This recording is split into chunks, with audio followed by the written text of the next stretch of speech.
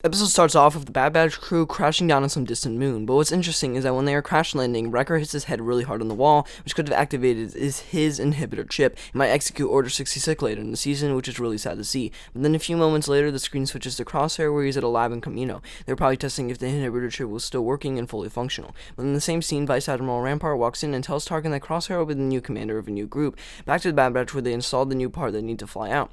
But a four-legged monster called an Ordo Moondragon steals it. But then a few minutes later, Hunter and Omega go look for the part they need to fly out. But the Moondragon comes out and knocks off Hunter's max, knocking him out because of the deadly gas on the moon. Then Omega goes into the hole and later finds the part they need. But going back to Crosshair, where he's leading his new squad, and ambush Saw Gerrera's people. And one of the most darkest moments in Star Wars history occurred where Crosshair killed one of his members in his team because he didn't want to execute the civilians. But then the remaining part of the squad killed the remaining people.